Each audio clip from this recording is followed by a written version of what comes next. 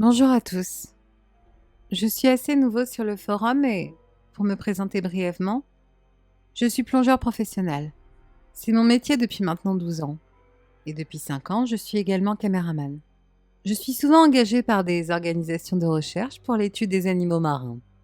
L'incident dont je vais vous parler aujourd'hui est justement ce type d'expédition. On devait filmer des baleines et poser des trackers pour pouvoir suivre leur migration dans le Pacifique Sud. Les films servent non seulement à étudier leur comportement, mais aussi, parfois, à couvrir une partie des frais de l'expédition en les revendant. Cette expédition-là avait beaucoup de subventions. Le bateau était particulièrement grand et bien équipé. C'est bien car ça offre un certain confort, autant pour la cabine que le matos à disposition. Je vais aussi faire une brève introduction pour ceux qui sont plutôt apnés sur ce forum. Un accident de décompression est dû au fait que, lorsque vous plongez à la bouteille, vous consommez du gaz, qui va en partie s'accumuler dans l'organisme, car à pression plus forte, les gaz se dissolvent mieux dans les fluides et notamment le sang. Si on remonte trop vite, on crée des bulles de gaz, qui peuvent causer des accidents vasculaires pouvant entraîner la mort. Le moyen le plus fiable de les éviter est d'effectuer des paliers pour laisser aux bulles le temps de se résorber, qu'on appelle paliers de décompression. C'est entièrement fiable et les ordinateurs de plongée analysent tout seuls le temps et la profondeur de plongée pour calculer les paliers, ce qui évite tout incident. Si par malheur ou pour une raison qui nécessite cette urgence on doit remonter vite, le dernier recours est d'aller le plus rapidement possible dans un caisson hyperbare, qui permet d'effectuer le reste des paliers en air pressurisé pour limiter la casse. Revenons à mon incident. Je vous résume donc le briefing. Plonger à environ 50 mètres, pendant 1 heure pour filmer un maximum et avoir aussi le temps de poser 2 ou 3 trackers sans avoir une consommation excessive d'oxygène. On était 2. Mon collègue s'occupait des trackers et moi je filmais. Ce collègue en question avait de l'expérience pour la plongée côtière, mais c'était sa 2e fois seulement dans le Grand Bleu.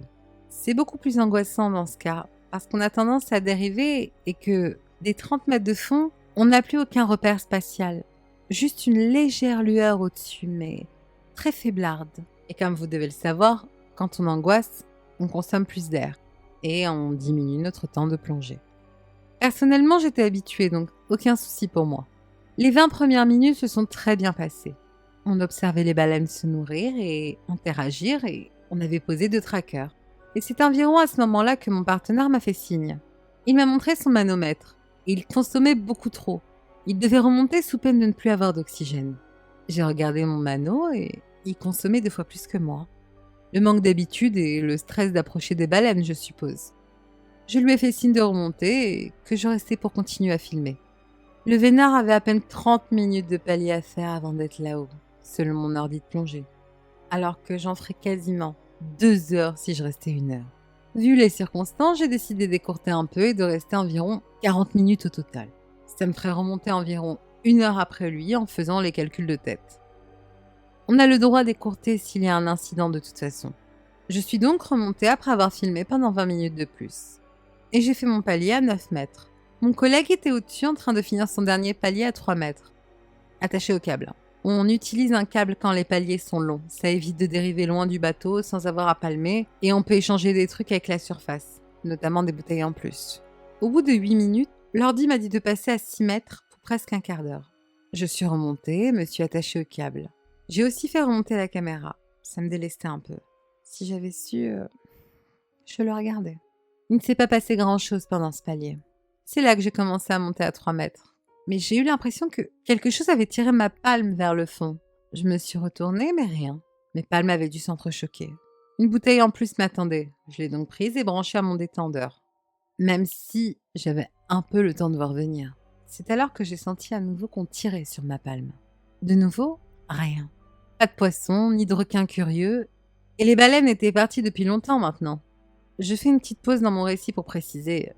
Dans le Grand Bleu, à 3 mètres, on voit déjà pas grand-chose depuis la surface. C'est pas pareil que sur les côtes parce que la lumière ne parvient pas jusqu'au fond et que les vagues sont plus nombreuses. On peut apercevoir des ombres de ce qu'il y a dans l'eau entre 2 vagues, mais il faut vraiment être attentif. Et personne sur le bateau ne surveille les plongeurs en palier. C'est long et sans intérêt et on n'a pas besoin d'assistance particulière à ce moment-là. Du coup, après ce 2e incident avec ma palme qui m'a agacée, j'ai décidé de ne plus bouger. Vous savez, même avec l'expérience, quand on est dans cet univers qui absorbe la lumière et vous sépare du monde habituel de la surface, on est toujours au moins un peu angoissé. Alors même le fait de faire s'entrechoquer ses palmes peut faire peur. C'est un milieu oppressant, et pas seulement à cause de la pression. Au bout de quelques minutes, pareil, on tire sur ma palme. Cette fois, j'étais sûre de n'avoir rien fait. Et de nouveau, rien en me retournant. J'ai alors décidé de regarder tout mon corps et de ne pas bouger. Mais ça commençait vraiment à m'inquiéter. Encore 45 minutes de palier selon mon ordi.